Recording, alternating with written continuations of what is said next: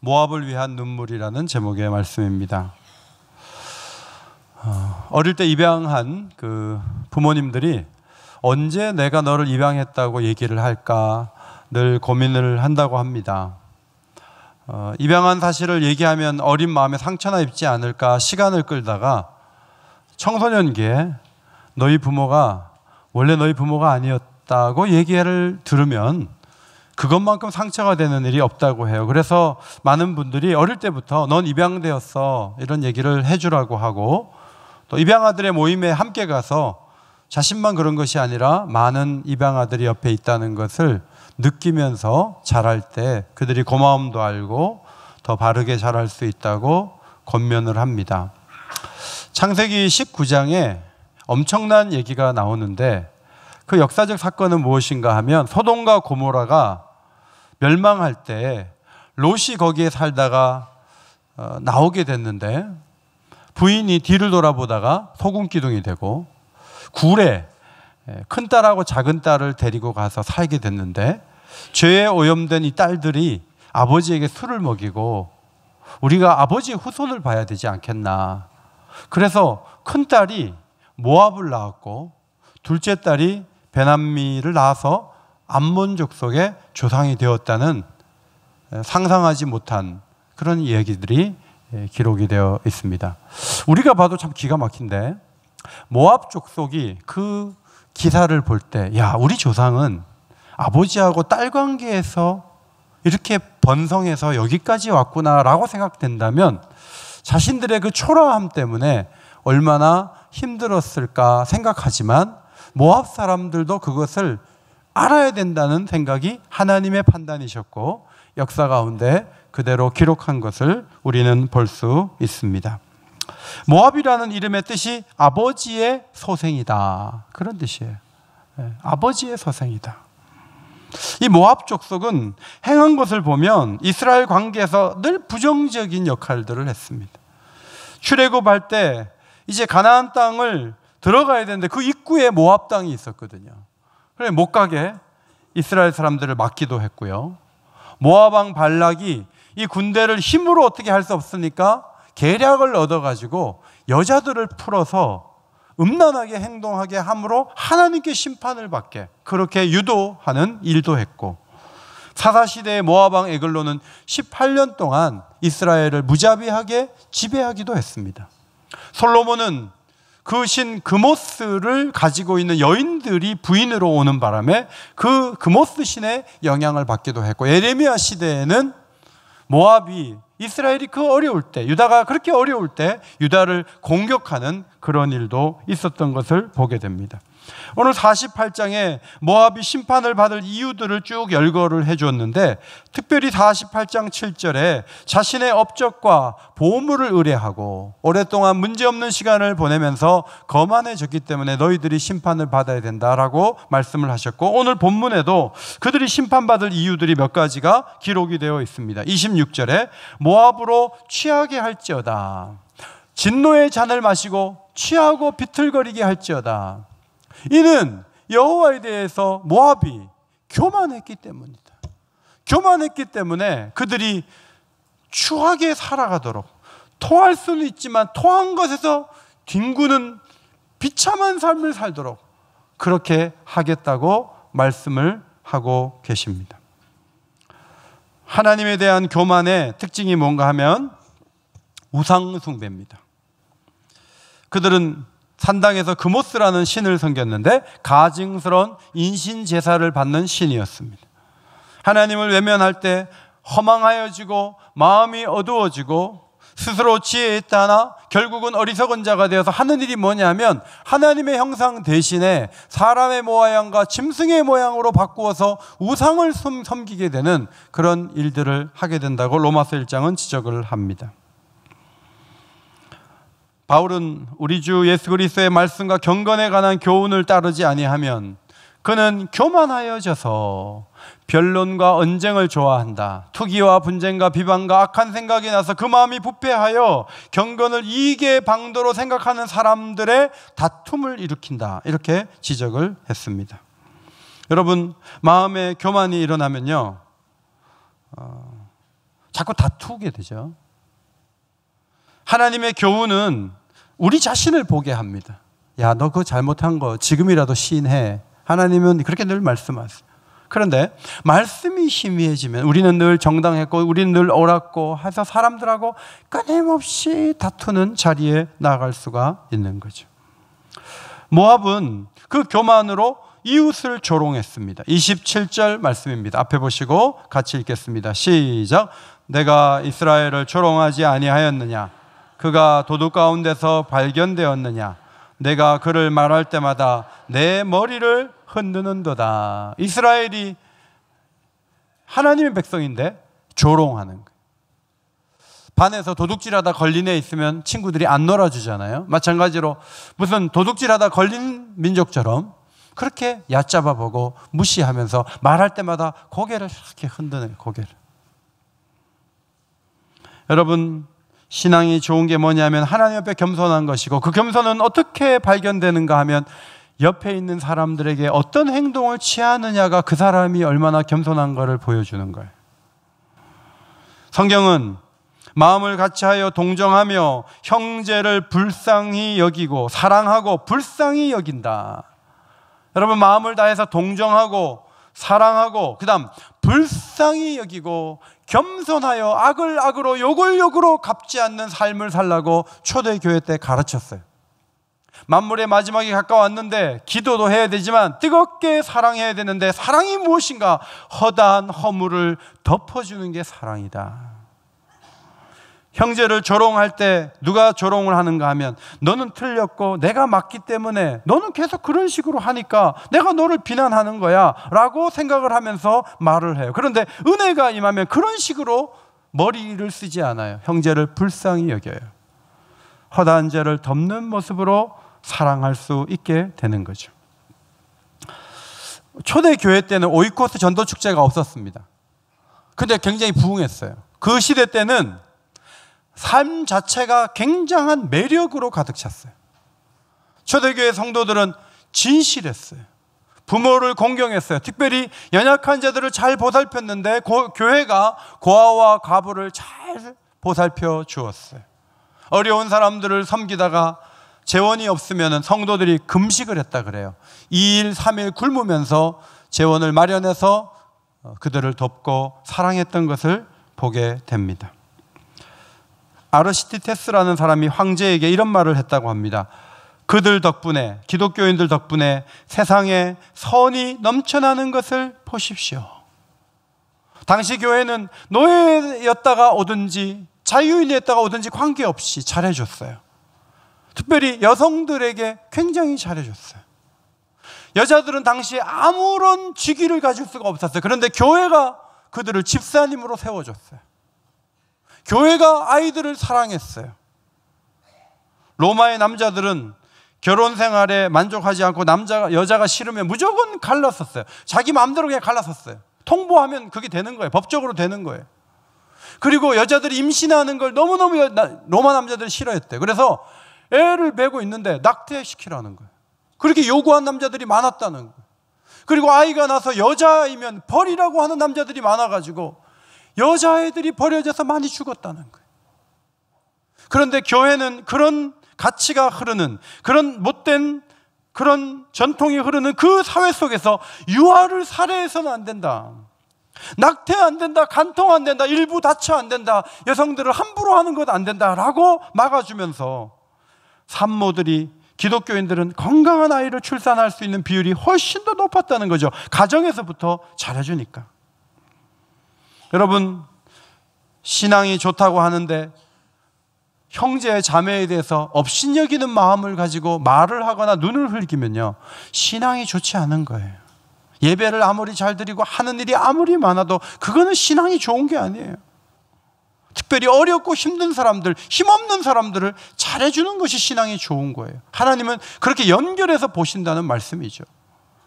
오늘도 아이들을 사랑하고 약자들의 마음을 지지해주고 여러분이 나타나는 것에 따뜻함이 흐르고 은혜가 넘치게 되시기를 주의 이름으로 축원합니다. 그것이 하나님 우리에게 기대하시는 바예요. 29절 30절에 모압이 6가지 교만한 모습을 가지고 있다라고 지적을 해주죠. 모압의 교만을 들었나니 심한 교만 곧 자고와 오만과 자랑과 마음의 거만이 있다라고 말씀을 하시고 30절 말씀에 두 가지를 지적해 주셨어요. 하나는 노여함이라는 단어예요. 노여함. 노여한다는 단어는요, 히브리 말로 에브라라는 단어인데 명사형은 에베르입니다. 말의 뜻은요, 반대편이다 이런 뜻이에요. 반대편이라는 말에서 이 노여한다는 단어가 나왔어요. 이 반대편은 유대인들의 반대 지역에 있는 사람이란 뜻이에요. 요단강을 중심으로 유대 반대편에 있는 모압 사람들이 하도 성질을 잘 내가지고 그 반대편이라는 단어가 어떤 의미로 쓰였냐면 감정 폭발이라는 단어로 쓰였어요. 우리나라에도 그런 단어 있잖아요. 중국에 고비 사막 가본 사람이 별로 없는데 옛날에 사신들이 거기까지 갔었는지, 사막 가보니까 남북으로 1000km고 동서로 1600km예요. 그래서 이 고비 사막을 통과하는 게 힘들다. 그래서 사람들에게 우리나라 용어가 됐어요. 고비를 잘 넘어야 된다. 이게 사막 이름이거든요.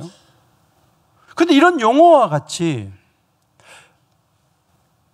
요단강 반대편에 있는 사람들은 성질을 잘 내세요.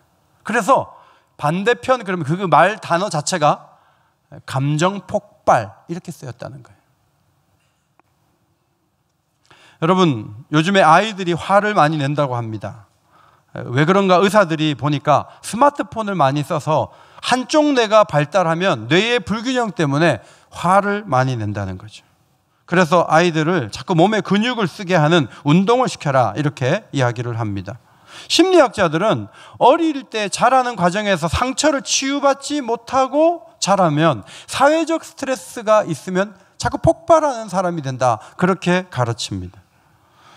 그래서 의사들의 충고가 뭐냐면 잠을 좀 많이 자라, 스트레스 관리를 잘해서 좀 풀어라, 분노가 일어나는 15초 동안 심호흡을 크게 하면서 그때만 잘 견디면 적어도 폭발은 하지 않는다, 적절한 운동을 하라, 이런 권면을 해주죠. 그런데 성경은요, 이 부분에 대해서 이게 죄와 연결되어 있다라고 지적해 줘요.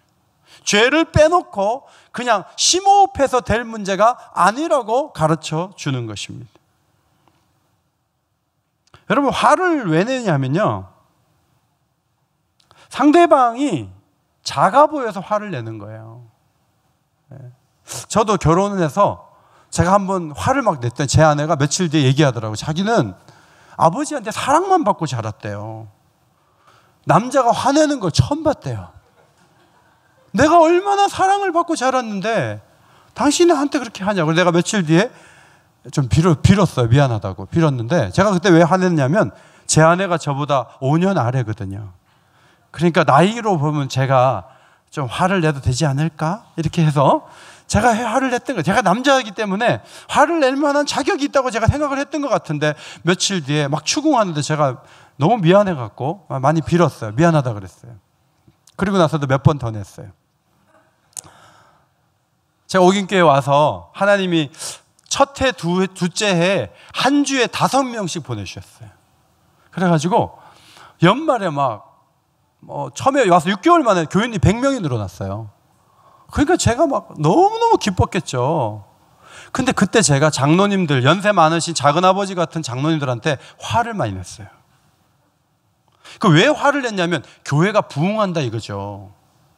내가 담임 목사가 와갖고 지금 교회가 이렇게 변화되고 있는데 내가 하라는 대로 왜 안 하려고 그러냐, 이런 식으로 제가 막 했는데 지나놓고 보니까 그게 내 교만 때문에 나타난 행동이었구나, 이제 그것을 발견하게 돼요.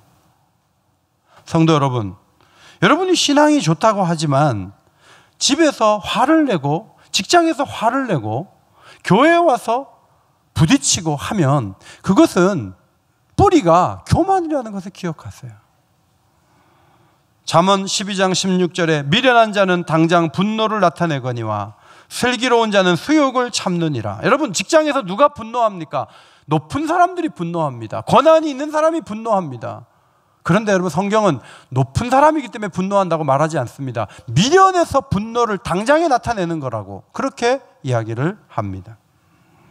잠언 15장 1절 말씀 앞에 보시고 읽겠습니다. 시작. 유순한 대답은 분노를 쉬게 하였다. 과격한 말은 너를 격동하느니라. 예. 오늘도 옆집에 아주머니 한 분이 오셔서 주차 문제 때문에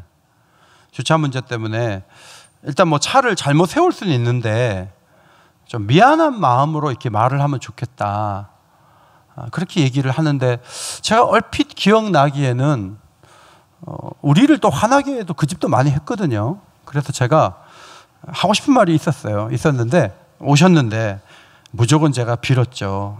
죄송합니다, 잘못했습니다, 제가 잘 하도록 그렇게 교인들에게 강구하겠습니다. 자, 이렇게 제가 말하는 것은 유순한 대답이에요. 그런데 제가 그분에게 그쪽은 잘했냐고,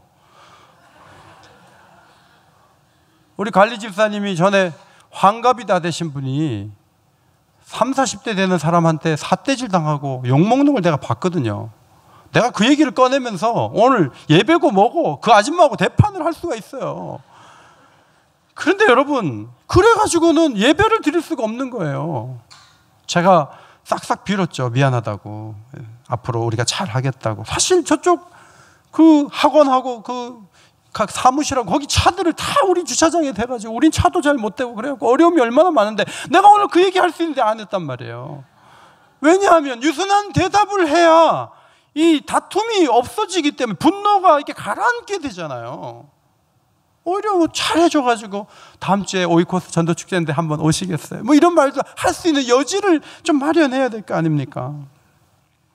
모압 사람들이 목축도 잘 되고 농사도 잘 되고 성도 견고하고 용사들도 있고 너무 좋은 일이 많았어요. 그런데 모압 사람들, 그러면 사람들이 그 감정 폭발하는 사람들이라는 이미지가 딱 박힐 정도로 싸움이 많았어요. 여러분, 불행하죠. 행복하지 않습니다. 집을 크게 짓고 뭐 가진 게 많고 해도 맨날 부부싸움하고 맨날 다퉈봐요. 그러면 거기에 무슨 행복이 있겠어요?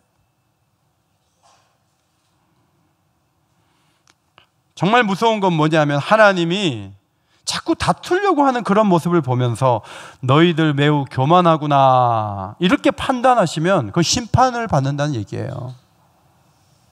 이게 무서운 거예요.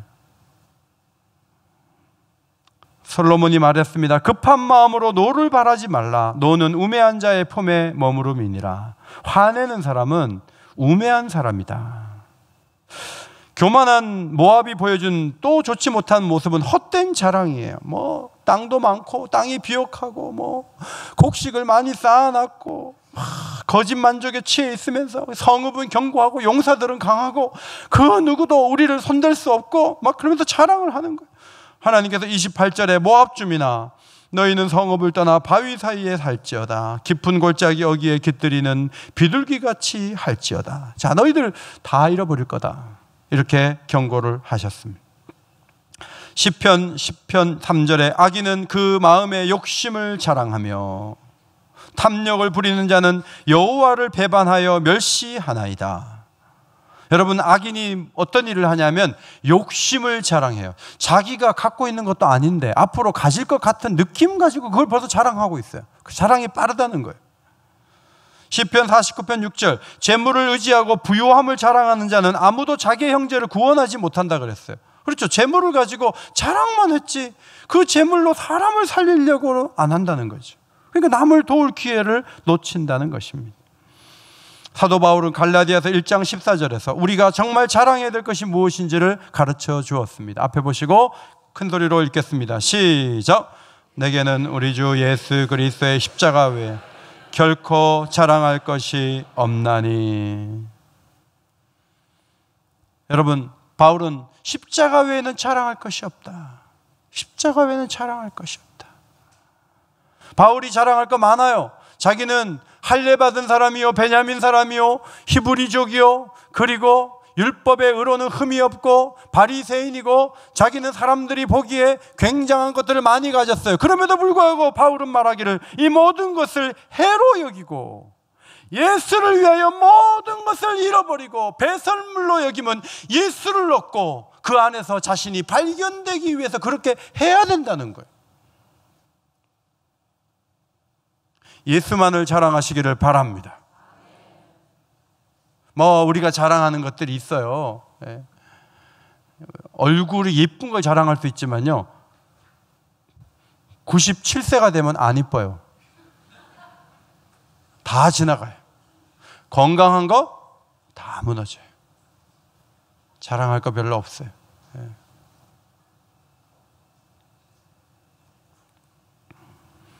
자랑할 때는 이것이 영원한 것인가, 가치 있는 것인가, 하나님이 지지하는 것인가, 혹시 나를 드러내려고 하는 것은 아닌가 늘 살펴야 돼요. 그리고 예수를 자랑하고 십자가를 자랑하고 은혜 받은 것을 감사하고 그렇게 걸어갈 수 있는 성도들이 되시기를 주의 이름으로 축원합니다. 마지막 31절에 모압을 위해서 하나님이 우신다는 표현이 있어요. 부르짖으며 신음하시는 하나님.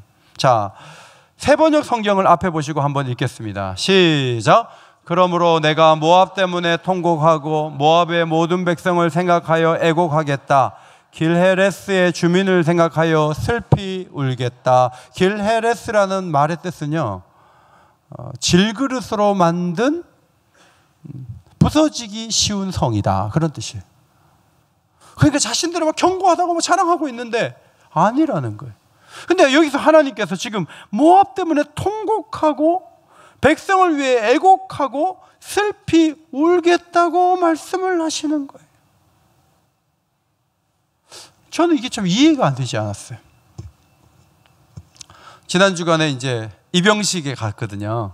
갔는데 제가 잘 갔다 와! 기도할게! 이렇게 멋있게 했거든요.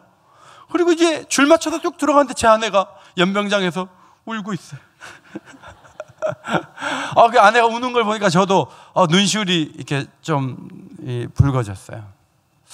뜨거워져서 저도 이제 눈물이 좀 나더라고요. 그래도 잘 참고 이렇게 딱 하고 이렇게 내려오는데 편지 쓰면 바로 전달이 된다. 또 그게 그냥 사람을 보내지. 군대에서 그렇게 또 편지지하고 이렇게 쌓아놓고는 또 나눠주고 한쪽에서 쓰게 또 만들어. 볼펜 나눠주면서. 그래가지고 제가 편지를 못 썼는데 우리 식구들은 다 쓰고 저 혼자 못 썼더라고요. 저도 이제 쓰려고 딱 썼는데 옆에 어떤 아저씨가 우느라고 편지를 못 쓰고 있어요. 그래서 그 부분을 보면서 이 아저씨는 많이 때렸나 보다. 이제 그 생각을 했거든요. 어쨌든 막내를 이렇게 보내면서 군에 보내면서 마음에 울컥하는 마음이 좀 있었어요. 근데 내 자식에 대해서 우는 건 내가 이해가 되지만, 아니 모압 사람들은 아버지하고 딸의 관계에서 태어난 사람들이고 이스라엘 백성들은 맨날 막아서고 교만하고 맨날 감정 폭발하고 자기 자랑하고 잘 먹고 잘 산다고 떵떵거리면서 주변 사람들 돕지도 않고 그렇게 살았던 사람들이 이제 심판을 받아요. 바벨론이 밀려와요. 그러면 뭐 얼굴 울어요? 하나님이 울 게 뭐가 있어요? 그냥 확 밀어버리면 되지. 야, 너희들 이제 교만해서 당하는 거야, 그런 줄 알아? 이러면서 그냥 쉽게 심판하시면 되잖아요. 그런데 하나님이 울고 애곡하고 슬퍼하시겠대요. 저는 이 하나님의 눈물을 생각하면서 예수님이 이 땅에 오셔서 언제 우셨는가를 봤어요. 특별히 예수님이 울지 않아야 되는데 우셨던 기록이 있습니다. 누가복음 19장 41절입니다. 자, 앞에 보고 같이 읽으시겠습니다. 시작. 가까이 오사 성을 보시고 우시며 이르시되 너도 오늘 평화에 관한 일을 알았더라면 좋을 뻔하였거니와 지금 내 눈에 숨겨졌도다. 예루살렘 성에 오셔서 이제 주님이 마지막으로 오르셔서 호산나 호산나라는 소리를 듣고 성 안으로 들어왔다가 또 성 밖으로 나가셔서 이게 성을 이렇게 보시면서 주님이 우셨다는 거예요.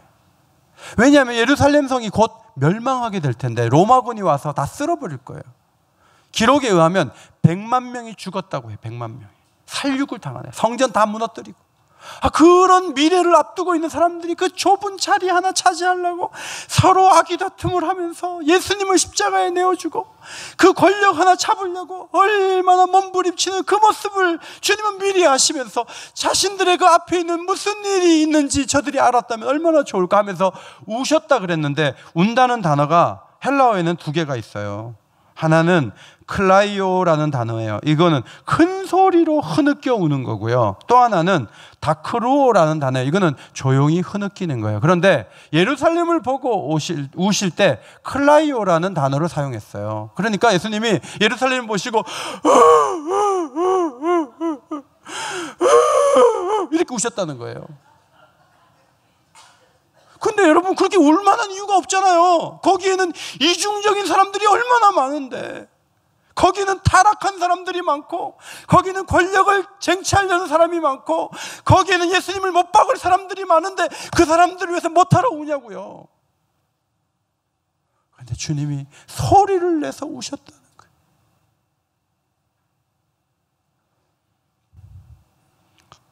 로마서 말씀에 가보면 로마서 8장 26절, 성령이 말할 수 없는 탄식으로 우리를 위하여 친히 간구하시느니라.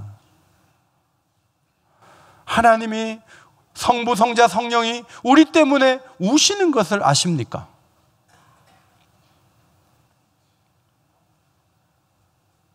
여러분, 우리가 죄가 많아요. 우리가 하나님을 등지고 하나님 마음 아프게 많이 해요. 하나님 우리에게 심판을 받을 줄 알라고 경고하실 수 있어요. 그런데 하나님이 한편에서 울고 계세요. 너무나 안타까웠어.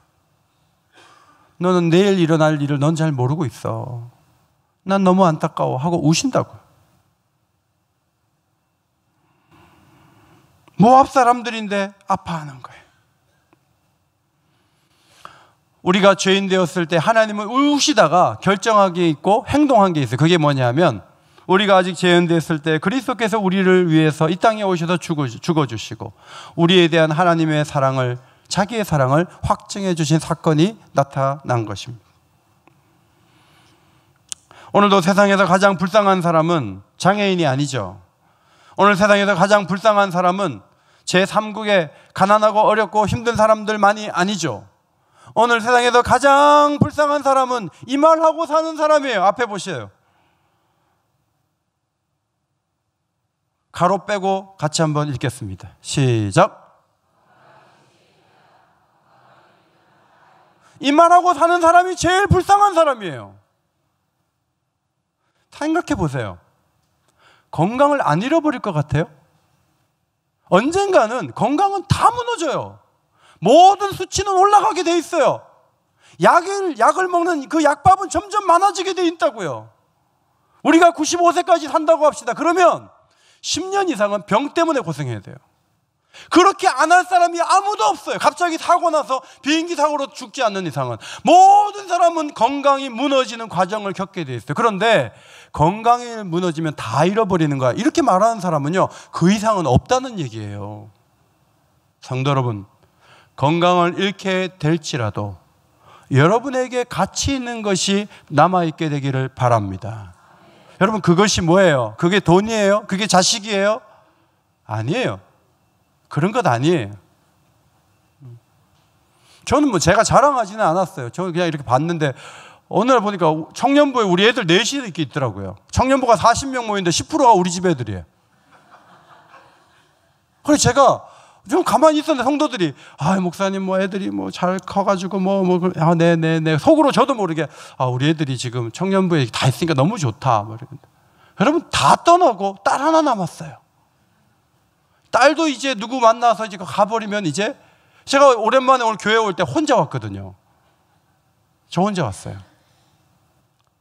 자랑할 게 없어요. 다 떠나요. 다 지나가요. 그런데 우리에게 남아있는 게 있어요. 그게 뭐냐 하면 하나님을 향한 믿음이 남아있는 거예요. 하나님이 우리를 사랑하신 흔적이 남아있는 거예요. 이 세상의 죽음으로도 막을 수 없는 영원한 소망이 우리에게 남아있는 줄 믿습니다.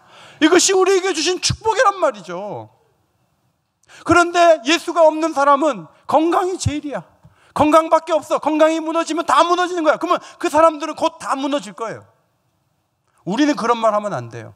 아플 수 있어요. 약을 먹을 수 있어요. 그런데 약을 먹더라도 내가 갖고 있는 이 행복의 이유만은 절대로 가지고 갈 수 없다.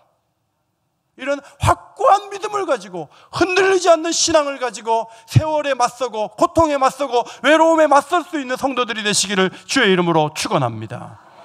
그게 필요한 거예요.